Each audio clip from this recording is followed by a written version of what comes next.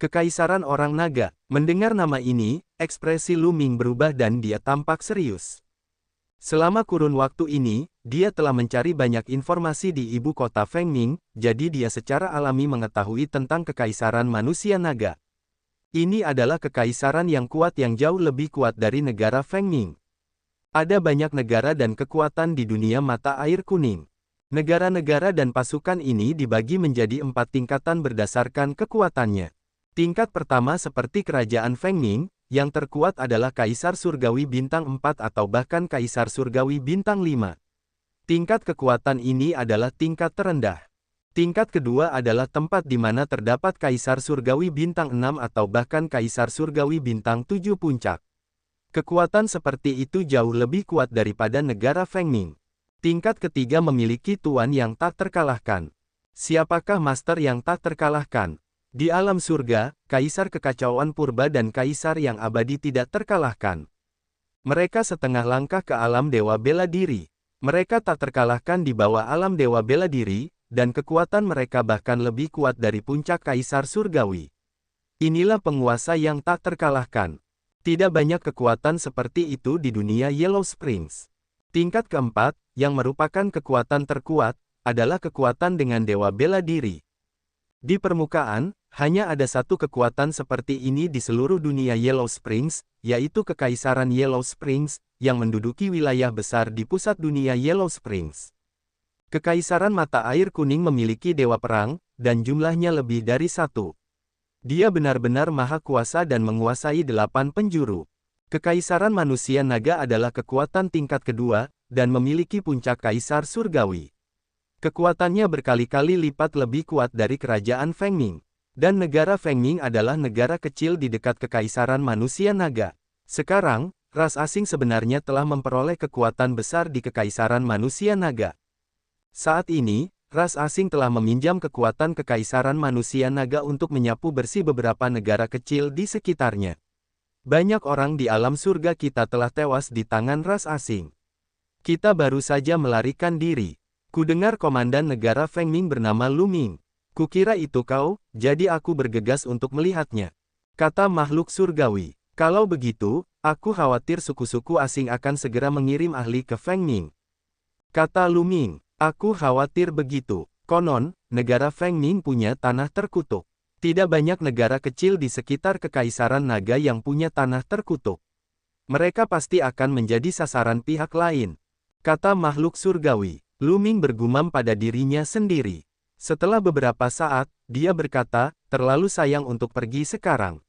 Raja Fengming telah setuju untuk membiarkanku memasuki tanah terkutuk. Mari kita tunggu sedikit lebih lama. Begitu kita memasuki tanah terkutuk dan mengambil kesempatan di dalamnya, kita akan segera pergi. Baiklah, mari kita lakukan itu. 6 orang bijak surgawi dan yang lainnya mengangguk setuju. Akan sangat disayangkan jika dia tidak memanfaatkan kesempatan itu. Selain itu, dia tidak bisa menyerahkannya kepada ras alien. 6 orang resi surgawi dan yang lainnya akan tinggal di rumah gubernur. Untungnya, mereka tidak perlu menunggu lama. 2 hari kemudian, Raja Fengming mengirim seseorang untuk memanggil Lu Ming.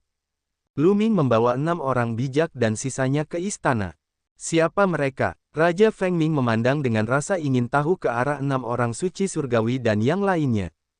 Mereka adalah teman-temanku. Mari kita masuk ke tanah terkutuk bersama-sama. Aku tidak tahu apakah ada bahaya di tanah terkutuk itu, tetapi semakin banyak orang yang kita miliki, semakin tinggi peluang keberhasilan kita. Kata Lu Ming, itu juga bagus. Namun, kita tidak dapat mengubah bagian kita. Kata Raja Fengming, tentu saja. Lu Ming mengangguk. Ikut denganku, Raja Fengming berkata. Kemudian, ia memimpin sekelompok orang menuju sisi utara istana. Setelah meninggalkan istana, mereka tiba di sebuah hutan lebat. Setelah melewati hutan dan ngarai, mereka melihat sebuah gunung yang tinggi. Tentu saja, di sepanjang jalan ada pembangkit tenaga listrik yang berjaga. Tanah terkutuk itu ada di depan kita. Kalian bisa masuk. Mengenai apakah ada bahaya di dalam, aku tidak tahu. Kata Raja Fengming. Lu Ming mengangguk. Lalu, mereka melangkah maju. Ada sebuah pintu batu di kaki gunung di depan mereka. Pintu itu setengah terbuka, dan di dalamnya gelap gulita. Semua orang memperlambat lajunya dan mendekat dengan hati-hati. Mereka tidak tahu apakah ada bahaya di tanah terkutuk itu, jadi tentu saja mereka tidak berani ceroboh. Orang suci keenam yang dimuliakan surgawi, yang memiliki basis kultivasi tertinggi, berjalan di depan saat kelompok itu dengan hati-hati memasuki gerbang. Di balik pintu itu ada lorong, dan begitu sunyi sehingga tidak ada satu suara pun yang terdengar. Kelompok itu maju dengan hati-hati. Lorong ini sangat panjang, setidaknya beberapa ribu meter. Setelah melewati lorong itu, mereka akan tiba di sebuah gua bawah tanah yang besar. Gua itu kosong, tidak ada apapun di dalamnya. Ada beberapa pintu batu di sekitar gua. Kelompok itu tidak terpecah. Mereka tetap berkumpul dan berjalan menuju beberapa pintu batu. Di balik pintu batu pertama ada ruangan rahasia, tetapi tidak ada apapun di dalamnya. Kelompok itu tiba di pintu batu kedua, yang juga merupakan ruangan rahasia, tetapi juga kosong. Semua orang saling memandang. Mungkinkah tanah terkutuk ini telah dikunjungi oleh seseorang sebelum kesengsaraan yang tak terhitung jumlahnya, dan segala sesuatu di dalamnya telah tersapu bersih? Masa tidak mau menyerah dan terus mencari? Di balik beberapa pintu batu, ada lorong. Setelah masuk, mereka melihat ruangan rahasia. Namun, semua ruangan rahasia itu kosong. Semua orang tampak kecewa. Sepertinya mereka benar-benar akan pulang dengan tangan hampa hari ini. Namun, mereka sungguh tidak ingin pergi begitu saja. Mereka berencana untuk menjungkir balikkan tempat ini dan mencari jati diri mereka sendiri. Mereka terus berjalan menuju pintu-pintu batu yang belum mereka cari. Ada lorong di balik ini. Tidak ada ruang rahasia. Seseorang tiba-tiba berkata, saat kelompok itu berjalan, mereka menemukan jalan yang mengarah lurus ke depan. Kelompok itu mengikuti jalan ini dan terus maju. Setelah berjalan sejauh yang tidak diketahui, lorong itu menjadi lebih lebar, tetapi semua orang tidak punya pilihan selain berhenti. Di depannya, ada bagian tembok dan tanah yang dipenuhi pola-pola aneh yang memancarkan cahaya redup. Ketika garis-garis ini disatukan, mereka tampak seperti susunan yang besar. Hati-hati, 6 orang bijak surgawi mengingatkannya sebelum mengeluarkan senjata Kaisar Agung dan mengendalikannya untuk terbang maju. Asyik. Ketika senjata tingkat Kaisar melewati jalan itu, polanya tiba-tiba bersinar dan benang-benang halus yang tak terhitung jumlahnya memenuhi jalan itu. Beberapa benang itu berwarna putih salju, sementara beberapa lainnya berwarna merah tua. Mereka seperti pedangki kecil, memancarkan aura dingin dan panas. Ya, dingin dan panas hidup berdampingan. Senjata Kaisar diselimuti oleh benang dan terus mengeluarkan suara yang menusuk telinga. Kaca. Hanya dalam beberapa tarikan napas, senjata Kaisar itu dipenuhi retakan sebelum meledak dan berubah menjadi debu yang berhamburan di udara. Desis, desis, desis. Beberapa desahan terdengar. Ini memang formasi yang hebat, dan kekuatannya sangat mencengangkan. Senjata Kaisar yang hebat akan berubah menjadi bubuk dalam beberapa tarikan napas. Bahkan tidak ada residu yang tersisa. Jika orang masuk ke dalamnya, mereka akan mati. Mereka yang berada di bawah alam Kaisar Surgawi menjadi pucat. Mereka tahu bahwa mereka tidak bisa masuk dan akan berhenti di sini. Saya akan mencoba. Seorang pria kekar melangkah keluar dan berjalan maju. Seluruh tubuh lelaki kekar ini hitam pekat, seolah terbuat dari besi hitam, dan penuh dengan kekuatan tak berujung. Pria kekar ini bukanlah manusia. Wujud aslinya adalah binatang suci, seekor kera raksasa dengan kekuatan tak terbatas dan pertahanan yang kuat. Terlebih lagi, ia adalah seorang Kaisar Agung Bintang 2. Degup, degup, dia melangkah maju selangkah demi selangkah dengan hati-hati. Akhirnya, dia melangkah ke area susunan besar itu. Berdengung, berdengung, rune-rune itu tampak bergetar dan menyala. Benang-benang tipis yang tak terhitung jumlahnya menusuk pria itu seperti pedang-pedang kecil. Blokir. Pria kekar itu meraung saat energi dunia memenuhi tubuhnya. Pada saat yang sama, ia mengeluarkan beberapa senjata Kaisar yang defensif dan menyerang ke depan. Namun, kekuatan pedangki kecil itu terlalu kuat. Dalam sekejap mata, setidaknya puluhan ribu pedangki kecil telah mengenainya. Senjata tingkat Kaisar di sekitarnya langsung retak-retak sebelum meledak dan berubah menjadi debu. Ding, ding, ding, ding, ding. Begitu senjata Kaisar patah, pedangki kecil yang tak terhitung jumlahnya menghantam pria kekar itu. Tubuhnya bergetar hebat, dan dia berhenti di tengah jalan. Satu sisi tubuhnya tertutup lapisan es, sementara sisi lainnya sangat merah. Ekspresi pria kekar itu sangat tidak sedap dipandang. Tubuhnya gemetar dan tiba-tiba ia memuntahkan seteguk darah. Auranya cepat melemah. Tidak baik. Ekspresi wajah keenam orang bijak surgawi berubah. Dia bergegas mendekat dan menarik pria kekar itu keluar. Semua orang melihat bahwa tubuh lelaki kekar itu ditutupi dengan lubang-lubang kecil, dari mana udara dingin dan panas mengalir keluar. Pria kekar itu segera duduk bersila, menelan pil, dan mulai menyembuhkan luka-lukanya. Dia baru saja terluka parah. Kalau bukan karena bantuan keenam orang bijak, dia pasti sudah mati di sini. Yang lainnya tampak serius. Kekuatan Grand Array ini juga terlalu kuat. Bahkan Kaisar Surgawi Bintang 2 pun tidak dapat menahannya, maka hal yang sama mungkin juga terjadi pada Kaisar Surgawi Bintang 3. Saya akan mencoba. Kaisar Surgawi Bintang 3 tidak mau menyerah dan ingin mencoba. Sayangnya, dia juga tidak bisa melakukannya. Pertahanannya dengan cepat dihancurkan oleh pedang Ki kecil, dan dia memuntahkan seteguk darah. Kondisinya sedikit lebih baik daripada pria kekar tadi. Dia mengambil inisiatif untuk mundur, tetapi dia juga menderita luka yang cukup parah. Bahkan seorang Kaisar Surgawi Bintang 3 tidak dapat melakukannya, jadi semua orang menoleh untuk melihat keenam orang bijak. Kultivasinya adalah yang tertinggi di antara orang-orang yang hadir, jadi mereka hanya bisa mengandalkannya sekarang. Aku akan melakukannya. 6 orang bijak surgawi melangkah maju dan memasuki barisan. Begitu dia melangkah masuk ke dalam formasi, sebuah pagoda muncul di tangannya dan menyelimutinya. Kemudian, dia melangkah maju, ingin bergegas. Pagoda itu adalah prajurit Dao Surga. Akan tetapi, rune di sekelilingnya bersinar lebih terang saat ki pedang yang tak terbatas menyerbu ke arah 6 orang bijak. Secara khusus, ki pedang di depannya meningkat beberapa kali lipat, membentuk dinding ki pedang di depannya.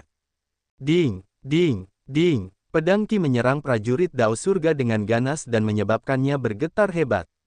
Degup, degup, 6 orang suci surgawi yang terhormat melepaskan kekuatan penuhnya dan aura yang kuat terpancar darinya.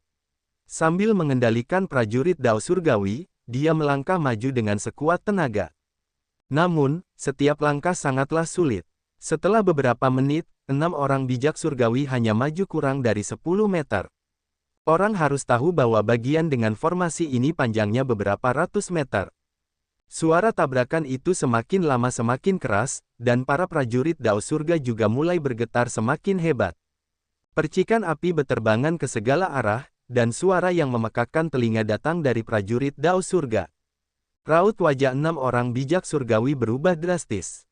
Bahkan prajurit Dao Surga pun rusak dan tidak dapat menghalanginya. 6 orang suci surgawi itu buru-buru mundur, tidak berani maju. Mundur jauh lebih mudah daripada maju. Tak lama kemudian, 6 orang bijak surgawi telah mundur dari barisan. Dia buru-buru memeriksa prajurit Dao Surga dan menemukan ada beberapa lubang kecil di atasnya. Prajurit Dao Surga terlalu sulit ditemukan. Sekarang mereka sudah rusak, akan sangat merepotkan untuk memperbaikinya. Sepertinya kita tidak bisa melewatinya. Sulit untuk melewati formasi ini tanpa kultivasi Kaisar Surgawi Bintang 6 atau lebih tinggi. Yang lainnya mendesah. Namun, pada saat ini, sebuah sosok melangkah keluar. Lu Ming. Yang lainnya terkejut. Lu Ming sebenarnya ingin mencobanya. Jika bahkan 6 orang bijak surgawi tidak dapat melakukannya, bagaimana mungkin Lu Ming bisa? Degup, degup. Kecepatan Lu Ming sangat cepat saat ia melangkah memasuki formasi itu. Lu Ming tidak menggunakan prajurit Dao Surga. 6 orang bijak telah membuktikan bahwa prajurit Dao Surga tidak ada gunanya. Menggunakannya hanya akan merusaknya. Lu Ming ingin mencobanya dengan kekuatannya sendiri. Wus, wus, wus. Begitu Lu Ming memasuki formasi, aura pedang kecil yang tak terhitung jumlahnya menyerbu ke arahnya. Beberapa ki pedang sangat dingin, sementara yang lain sangat panas. Lu Ming merasa bahwa dia berada di dalam tungku tempat bertemunya dingin dan panas. Dengungs. Otot-otot di sekujur tubuh Lu Ming bergetar cepat. Pada saat yang sama, dia mengaktifkan tubuh emas abadi untuk memblokir ki pedang. Ding, ding, ding. Ketika pedang ki menusuk tubuh Lu Ming, terdengar suara logam beradu yang menusuk. Banyak pedang ki yang terhalang. Akan tetapi, Lu Ming merasakan nyeri tajam di sekujur tubuhnya, seperti ditusuk jarum. Meskipun sebagian besar aura pedang terhalang, sebagiannya menembus pertahanan Lu Ming dan menusuk tubuhnya. Lu Ming segera mengaktifkan gulungan kuno yang tidak bisa dihancurkan dan pulih dengan cepat. Untungnya, tubuh fisik Lu Ming sangat kuat dan kekuatan hidupnya sangat melimpah. Dengan bantuan gulungan kuno yang tidak dapat dihancurkan, luka-lukanya pulih dengan sangat cepat. Degup, degup, Lu Ming melangkah maju beberapa langkah. Namun, semakin jauh dia melangkah, semakin banyak aura pedang yang dia temui. Semakin banyak ki pedang yang menusuk tubuh Lu Ming. Kecepatan pemulihannya tidak dapat mengimbangi kecepatan luka-lukanya. Tuanku, Lu Ming menggeram. Seluruh tubuhnya diselimuti cahaya ungu emas. Kekuatan dominasi menyelimuti seluruh tubuhnya. Serangkaian suara terkonsentrasi terdengar, dan kekuatan penguasa bergetar, tetapi tidak tertusuk. Pedang Qi diblokir. Kekuasaan seorang penguasa memang efektif. Lu Ming sangat gembira. Kemudian, dia terus melangkah maju. Dalam waktu kurang dari 1 menit, Lu Ming telah maju lebih dari 50 meter, jauh melampaui 6 orang bijak sebelumnya. Sangat cepat. Kekuatan macam apa ini? Begitu mengerikan hingga mampu menangkis serangan pedang Qi itu. Kebanggaan surga nomor 1 di alam surga memang luar biasa dan tak tertandingi. Yang lainnya menghela nafas dan berharap Lu Ming mampu melakukannya. Saat ini, alam surga dan ras asing berada di persimpangan hidup dan mati. Semakin kuat alam surga, semakin besar harapan mereka. Tentu saja, mereka berharap Lu Ming akan mampu berjalan mendekat dan mendapatkan sesuatu. Degup, degup, Lu Ming terus bergerak maju. 60 meter, 70 meter, 80 meter. Lu Ming melangkah maju 1 meter demi 1 meter. Tak lama kemudian, dia telah berjalan melewati 100 meter. Namun, pada titik ini, kekuatan formasi itu bahkan lebih mengerikan. Pedang Qi tak berujung dan padat saat melesat ke arah Lu Ming. Di depan Lu Ming, pedang Qi bertambah banyak dan membentuk dinding pedang Qi. Pedang Qi terus menyerangnya, mencoba mendorongnya kembali. Kekuatan nominator yang menyelimuti tubuh Lu Ming bergetar semakin hebat. Bahkan ada riak-riak di beberapa tempat. Pada tingkat ini, Lu Ming tidak akan mampu bertahan lama. Masih ada setidaknya 100 meter di depan. Mungkinkah kita akan berhenti di sini? Lu Ming berpikir dalam hati dan merasa sedikit marah. Walaupun dia tidak tahu apa yang ada di hadapannya, atau mungkin tempat itu akan tetap kosong setelah dia lewat, Lu Ming sedikit enggan untuk pergi tanpa melihat terlebih dahulu karena dia sudah datang sejauh ini. Dao dominasi menguasai segalanya, termasuk kekuatan langit dan bumi. Masuk akal untuk mengatakan bahwa ia menguasai segalanya di dunia, termasuk pedang Qi ini. Banyak pikiran yang terlintas dalam benak Lu Ming. Lalu matanya berbinar dan dia menggeram, "Minggirlah dari jalanku, tuanku." Dia menggunakan Dao Kedaulatan sebagai media untuk mengendalikan Qi pedang melalui langit dan bumi. Wus, wus. Pedang Qi itu melesat dengan kecepatan tinggi, tetapi saat mendekati Lu Ming, pedang itu melengkung dan terbang melewatinya.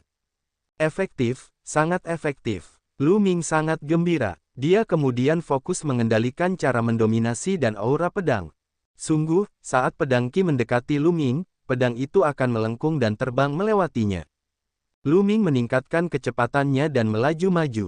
Ini, 6 orang bijak surgawi dan yang lainnya tercengang. Degup, degup, kecepatan Lu Ming meningkat secara eksponensial saat ia melangkah maju. Meskipun ada semakin banyak pedang Qi di depannya, tidak ada satupun yang dapat mengenai Lu Ming.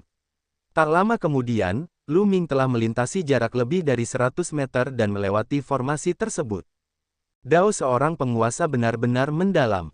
Apakah ia benar-benar dapat mengendalikan semua hal di dunia? Sungguh mengerikan. Saat memikirkan ini, Lu Ming diam-diam merasa gembira. Dengan cara ini, ia bahkan dapat mengendalikan serangan musuh. Misalnya, jika serangan lawan hendak mengenai dirinya, ia akan mengendalikannya dan menyerang musuh sebagai gantinya. Adegan seperti apa yang akan terjadi? Namun, Lu Ming juga memahami bahwa ini ada hubungannya dengan kultivasi dan kekuatan seseorang. Jika formasi pedang lebih kuat, Lu Ming tidak akan mampu mengendalikannya. Demikian pula, jika kekuatan tempur lawan terlalu kuat, Lu Ming juga akan kesulitan mengendalikannya. Segala sesuatu masih berhubungan dengan kekuatannya sendiri. Semuanya, Lu Ming akan pergi ke depan dan melihatnya. Lu Ming berkata pada 6 orang bijak dan sisanya. Pergi, hati-hati, kata makhluk surgawi. Lu Ming mengangguk dan terus melangkah maju sepanjang lorong. Tak lama kemudian, mereka sampai di ujung lorong. Di ujung lorong itu ada sebuah ruangan batu. Ruangan batu itu kosong. Lu Ming tampak kecewa. Tampaknya dia harus kembali dengan tangan hampa lagi. Tunggu sebentar. Tiba-tiba, pandangan Lu Ming tertuju pada sebuah patung di dinding ruang batu. Patung ini adalah seorang pemuda. Orang ini sangat tampan dan tampak berusia 20-an. Tangannya berada di belakang punggungnya, dan matanya seperti bintang. Dia memancarkan aura yang mendominasi. Benar sekali, itu adalah keinginan seorang penguasa. Itu sangat mirip dengan cara penguasa yang dipahami Lu Ming. Bagaimana ini bisa terjadi? Niat ini jelas merupakan dao dominasi. Lu Ming bergumam, matanya dipenuhi keterkejutan. Pada saat ini, ia membiarkan imajinasinya menjadi liar, dan banyak pikiran berkelebat dalam benaknya. Mungkinkah ada orang lain di dunia ini yang telah memahami dao seorang penguasa? Dia tidak dapat menahan diri untuk berpikir kembali ke saat leluhur suci ras asing itu melihat kekuatannya dan tampaknya mengenalinya. Dan EBCP, juga, naga leluhur mengakui kekuatan ini dan menyebutnya kekuatan penguasa. Di masa lalu, Lu Ming mengira bahwa kekuatan yang ia pahami adalah unik. Hal ini dikarenakan dia telah memahami 10 hukum utama dan 71 hukum jalur raja sebelum dia dapat memahami jalur penguasa. Sekarang, tampaknya mungkin saja orang lain telah memahami dao seorang penguasa. Pemilik patung ini pasti juga memahami dao seorang penguasa, kalau tidak niat penguasa tersebut tidak akan begitu padat. Mata Lu Ming berbinar, bukanlah hal buruk baginya jika orang lain telah memahami jalan sang penguasa. Jika dia satu-satunya yang memahami dao dominasi, maka dia hanya bisa mengandalkan dirinya sendiri untuk menjelajah secara membabi buta. Jika orang lain telah memahami dao dominasi, maka dia akan memiliki jalan yang siap untuk dilalui. Kehendak seorang penguasa yang terpancar dari patung ini akan sangat berguna bagiku. Mata Lu Ming berbinar. Ia segera duduk bersila dan mengendalikan jalan seorang penguasa. Kekuatan seorang penguasa menyebar ke arah patung itu. Asyik. Tampaknya beresonansi dengan dao dominasi Lu Ming. Patung itu bergetar sedikit dan lapisan cahaya ungu emas terpancar darinya. Pada saat ini, Lu Ming seperti melihat seorang pemuda dengan kedua tangan di belakang punggungnya. Gayanya tak tertandingi dan dia menguasai dunia. Pada saat ini, pemahaman Lu Ming tentang jalan sang guru perlahan-lahan semakin dalam. Tepat saat Lu Ming memahami dao sang penguasa, di luar tanah terkutuk, Raja Feng Ming berdiri berjaga bersama sekelompok orang. Ia menunggu Lu Ming keluar. Pada saat ini, seorang pria parubaya terbang mendekat dengan ekspresi panik. Penguasa negeri, sesuatu yang buruk telah terjadi. Pria parubaya itu berteriak cemas dari kejauhan. Ada apa? Raja Feng Ming mengerutkan kening. Penguasa negara, negara Yuan Hai, negara Yan besar, dan negara bulan cerah telah bergabung dan mengirim pasukan mereka untuk menyerang negara Feng Ming kita. Kita sudah memiliki 18 kota yang telah diduduki oleh pihak lain. Pria parubaya itu melaporkan. Apa? Raja Feng Ming menjadi pucat karena ketakutan. Bagaimana mungkin? Ketiga negara ini saling bermusuhan, bagaimana mungkin mereka bisa bergabung untuk menyerang negaraku, Feng Ming? Raja Feng Ming tidak dapat mempercayainya. Laporan. Pada saat itu, seorang pria kekar lain terbang mendekat. Apa itu? Raja Feng Ming berkata dengan cemas. Penguasa negeri, utusan dari negeri Samudra Sumber, negeri Bulan Cerah, dan negeri Yan Agung ingin bertemu denganmu. Pria kekar itu melaporkan. Temui dia, cepat temui dia. Dia ada di luar ibu kota. Raja Feng Ming cepat berkata. Kemudian, dia bergegas membawa anak buahnya kembali. 2 hari kemudian, Raja Feng Ming bertemu dengan utusan dari 3 kerajaan di luar ibu kota. Raja Feng Ming terkejut ketika mendapati bahwa di samping ketiga utusan itu, ada beberapa orang berpenampilan aneh. Orang-orang ini semuanya memiliki 3 mata.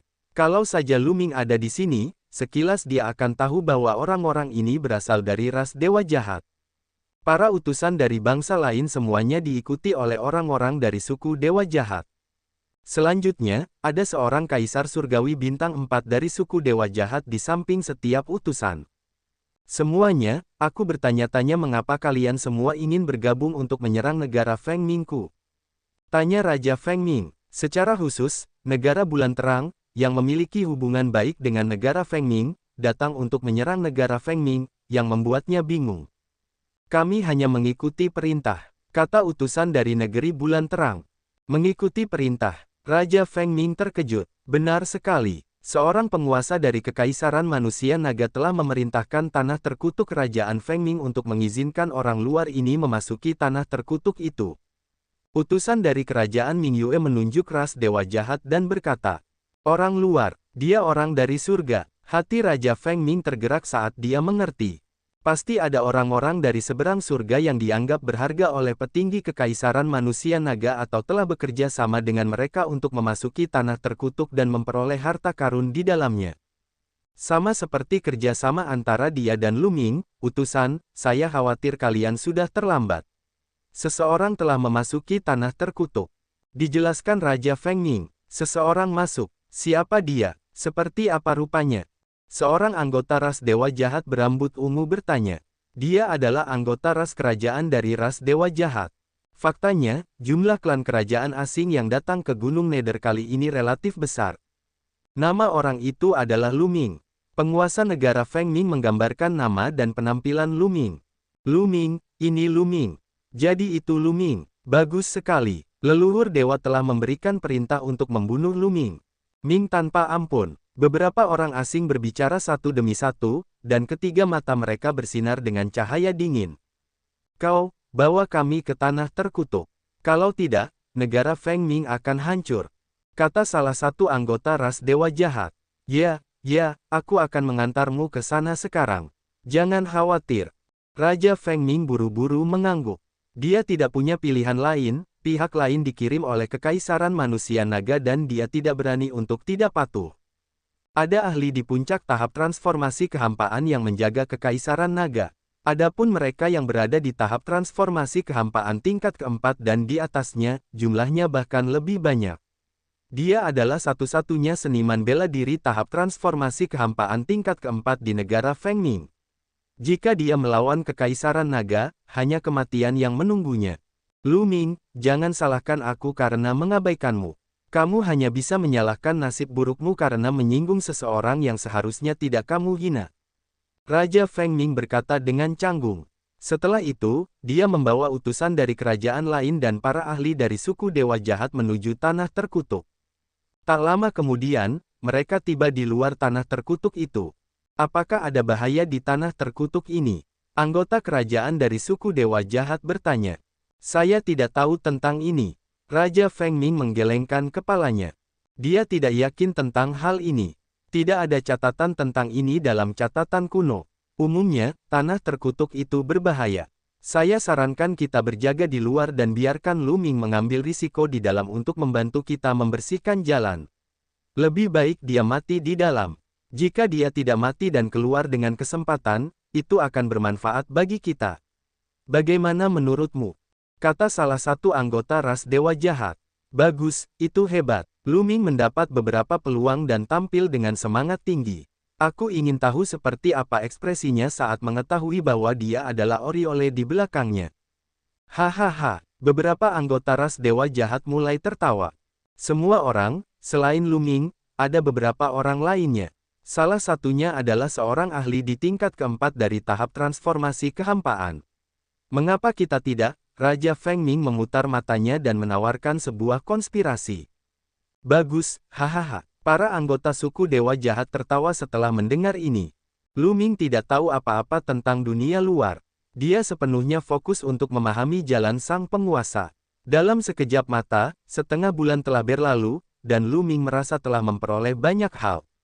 Bermeditasi pada Dao seorang penguasa selama setengah bulan di sini sebanding dengan meraba-raba di luar selama beberapa tahun.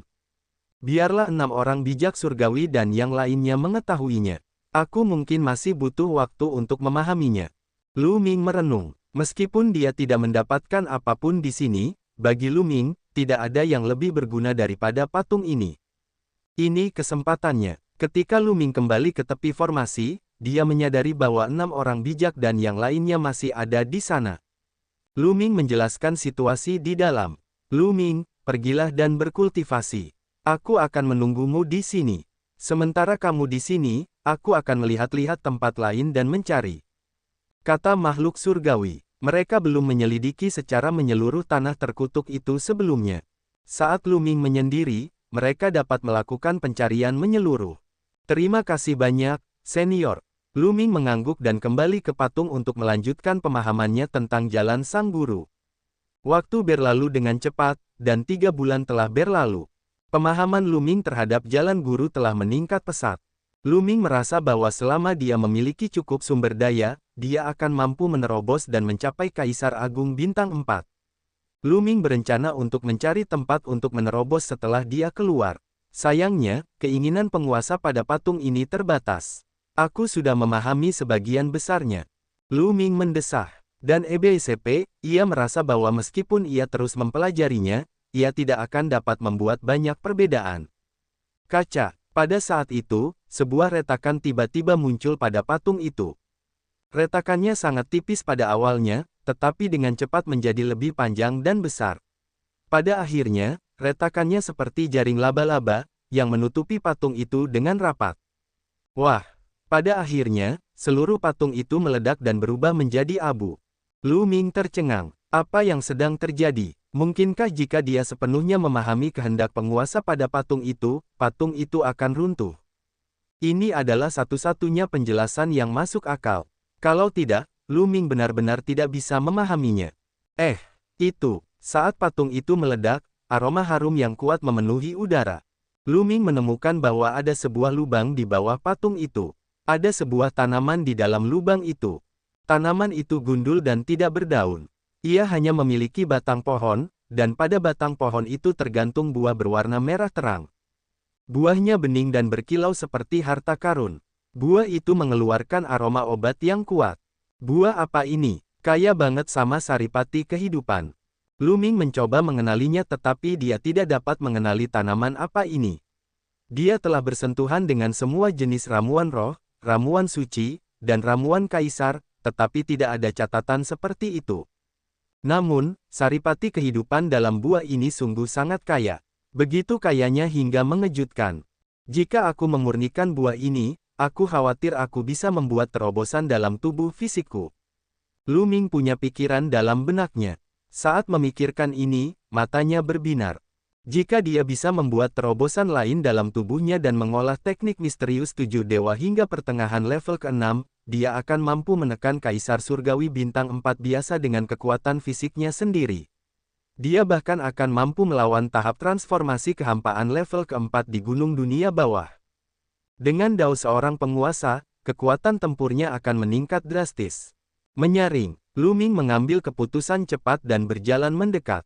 Dia mengamati dengan saksama dan tidak menemukan bahaya. Luming mencabut tanaman itu dan memetik buahnya.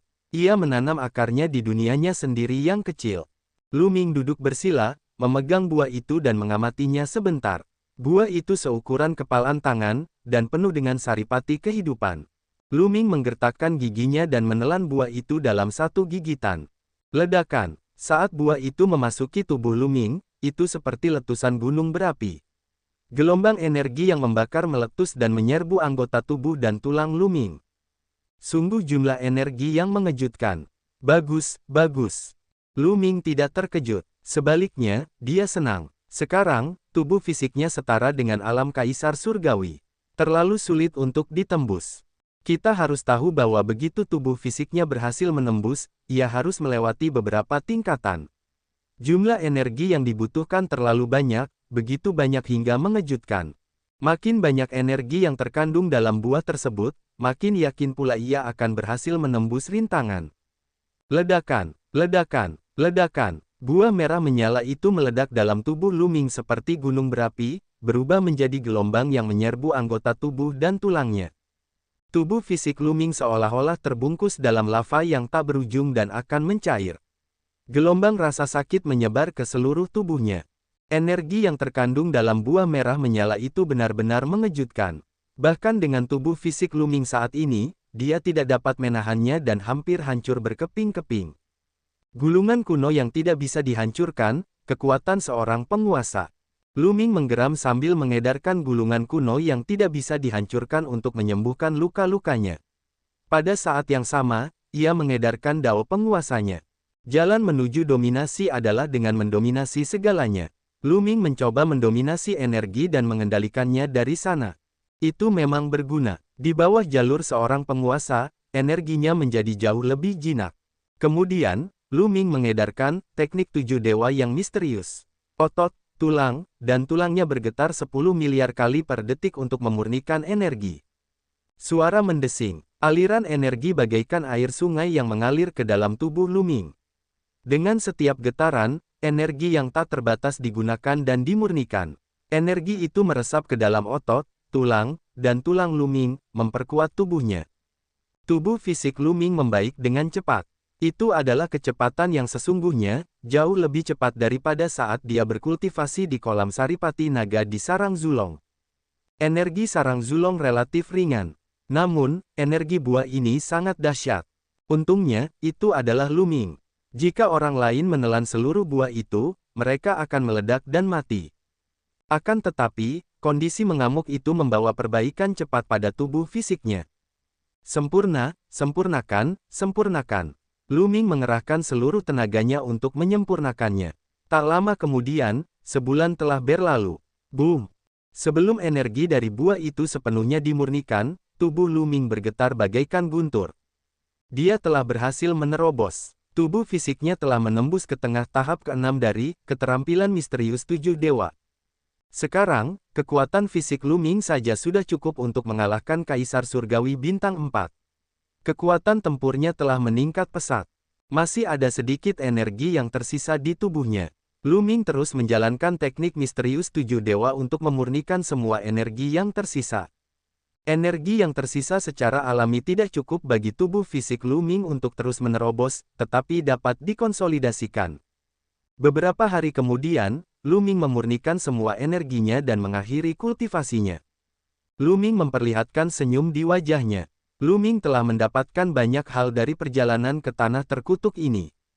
Apa yang bisa lebih baik daripada penguasaan Dao dominasi yang lebih dalam, terobosan dalam tubuh fisik, dan peningkatan kekuatan yang luar biasa. Wah! Lu Ming maju selangkah, lalu berjalan mundur. Tak lama kemudian, Lu Ming sudah berada di dekat formasi pedang. Hanya ada beberapa orang di sisi lain formasi pedang itu. Lu Ming sudah keluar. Beberapa dari mereka tersenyum ketika melihat Lu Ming. Wah! Lu Ming melangkah maju dan menyerbu ke dalam barisan pedang. Ketika Lu Ming menyerbu ke dalam susunan pedang, susunan itu menyala lagi dan ki pedang kecil muncul, menyerbu ke arah Lu Ming. Lagu ini, Lu Ming bahkan tidak menggunakan jalan penguasa. Dia mengandalkan tubuh fisiknya dan gulungan kuno yang tidak bisa dihancurkan untuk memblokir serangan pedang ki. Lu Ming melesat keluar sejauh 100 meter sebelum dia mulai merapal jalan sang guru. Dia mengendalikan pedang ki dan bergegas keluar dari formasi pedang. Semuanya, di manakah ke-6 orang suci itu? Lu Ming bertanya. Mereka menunggumu di luar, salah satu dari mereka berkata. Lu Ming mengangguk dan mengikuti beberapa dari mereka. Dalam perjalanan, Lu Ming mengetahui bahwa mereka tidak memperoleh keuntungan lain di tanah terkutuk ini. Jelaslah bahwa tanah terkutuk ini telah dijarah sebelum kesengsaraan yang tak terhitung jumlahnya. Setelah melewati lorong itu, mereka tiba di ruang batu besar dan melihat 6 orang resi surgawi dan yang lainnya. Setelah mengobrol sebentar, kelompok itu pun keluar. Setelah beberapa saat, mereka meninggalkan tanah terkutuk itu dan dari kejauhan, mereka melihat Raja Feng Ming menunggu bersama sekelompok orang. Hahaha, Komandan Lu, kamu akhirnya keluar. Dari jauh, Raja Feng Ming datang menyambutnya dengan wajah penuh senyum. Yang mulia, Lu Ming menangkupkan tinjunya. Komandan Lu, bagaimana perjalananmu ke tanah terkutuk? Raja Feng Ming bertanya sambil tersenyum. Desah, Panglima Perang, sejujurnya aku pulang dengan tangan hampa kali ini. Lu Ming mendesah, kembali dengan tangan kosong. Ekspresi wajah Raja Feng Ming sedikit berubah. Benar sekali, aku khawatir seseorang telah memasuki tanah terkutuk ini sebelum malapetaka yang tak terhitung jumlahnya.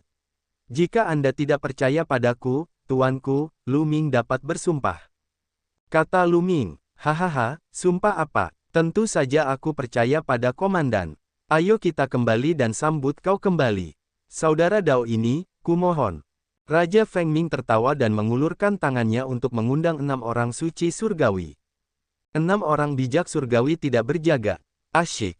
Pada saat ini, Raja Feng Ming tiba-tiba bergerak.